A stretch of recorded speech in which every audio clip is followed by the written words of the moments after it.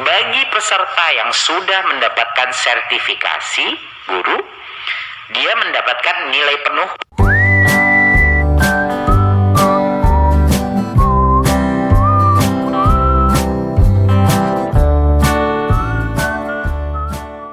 Baiklah, Assalamualaikum warahmatullahi wabarakatuh. Kembali lagi di channel Gurobat 21, media informasi dan edukasi untuk guru dan pelajar Indonesia.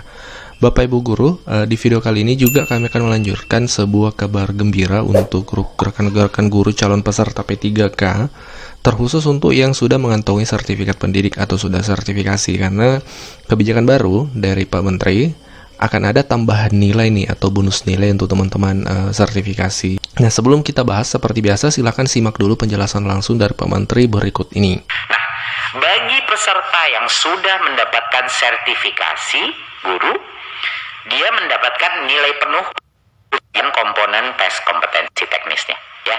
Jadinya itu saja yang dia secara otomatis dapat 100% untuk kompon. Tapi dia masih harus harus lulus passing grade untuk manajemen dan wawancara. Jadi Bapak Ibu, ini adalah upaya Kemendikbud untuk menjawab baik permintaan dari Komisi 10, baik juga dari aspek pedagogi dan aspek mutu pendidikan secara filosofis masih matching untuk melindungi kualitas pendidikan guru kita, Bapak Ibu. Jadi ini adalah yang bisa kita tawarkan, dan terima kasih teman-teman di Kemendikbud yang sudah dengan susah payah bernegosiasi dengan berbagai kementerian lainnya, terutama Pan-RB, untuk bisa mendukung kita untuk melakukan kebijakan afirmasi.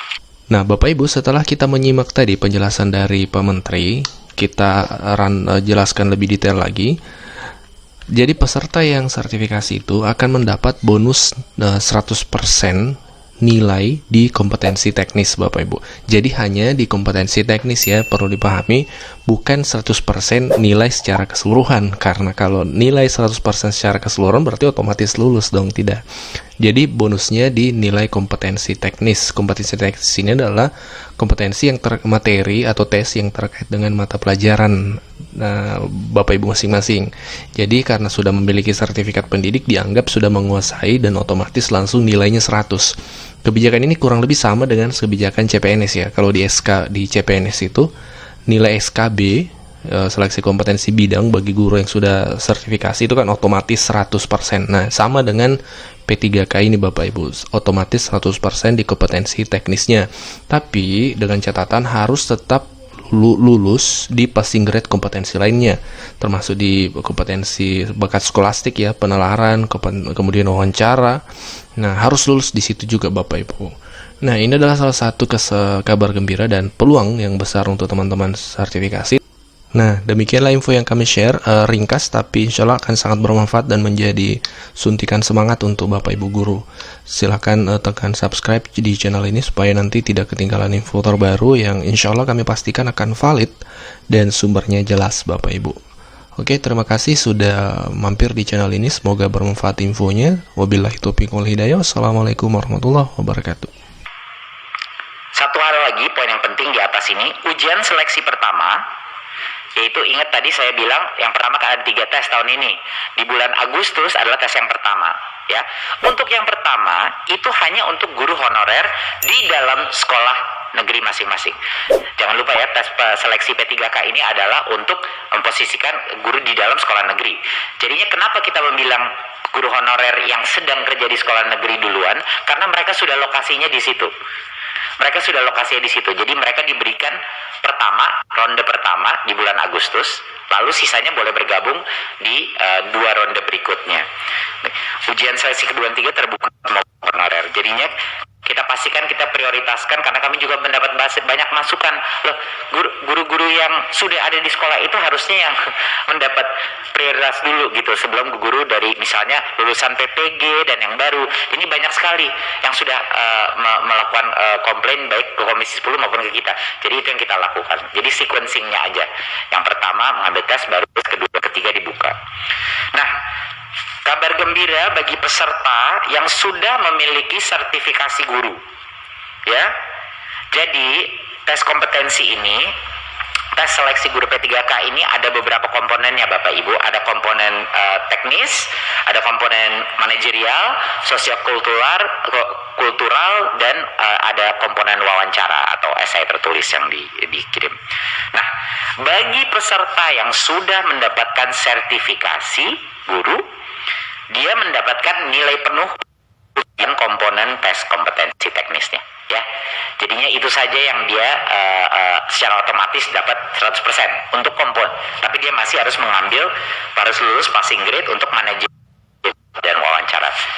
Jadi Bapak Ibu, ini adalah upaya Kemendikbud untuk menjawab baik permintaan dari Komisi 10, baik juga dari aspek pedagogi dan aspek mutu pendidikan secara filosofis masih matching untuk melindungi kualitas pendidikan guru kita, Bapak Ibu. Jadi ini adalah yang bisa kita tawarkan, dan terima kasih teman-teman di Kemendikbud yang sudah dengan susah payah bernegosiasi dengan berbagai kementerian lainnya, terutama Pan-RB, untuk bisa mendukung kita untuk melakukan kebijakan afirmasi ini.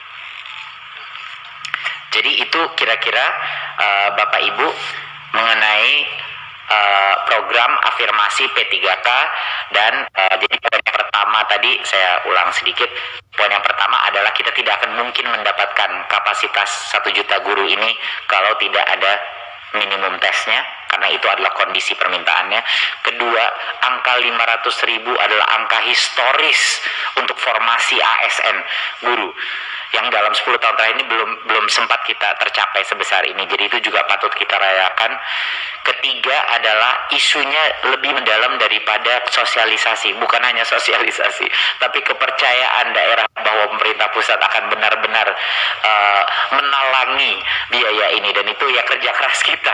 Itu membutuhkan waktu dan pendekatan. Dan yang keempat adalah bahwa walaupun 500.000 itu pun saya rasa kalau kita mengasumsi semua guru honorer mengambil tes, berapa persentase yang masuk, saya rasa akan masuk. Tapi pun kalau tidak masuk, yang lebih lulus di atas itu, mereka akan secara otomatis bisa menggunakan angka itu untuk formasi pada saat formasi daerah mereka terbuka tahun berikutnya. Dan di bulan Agustus disitulah kita akan melengkapi jumlah formasi untuk yang tahun berikutnya. Jadi kami akan terus bekerja keras. Dan tentunya kabar yang terakhir adalah untuk menjawab apresiasi pemerintah pusat terhadap pengalaman dan dedikasi, di mana itu ada nilainya untuk mutu. Kita memberikan afirmasi 15% bonus poin kepada yang umurnya 40 ke atas, ya, dan juga untuk penyandang disabilitas. Baik, itu mungkin topik yang terbesar. Untuk topik berikutnya saya akan secepat mungkin membahas beberapa kabar gembira, Bapak Ibu. Beberapa kabar gembira dari yang beberapa sudah diumumkan, tapi juga ini harapan kami juga bisa bantu disosialisasikan di masing-masing dapil, Bapak Ibu.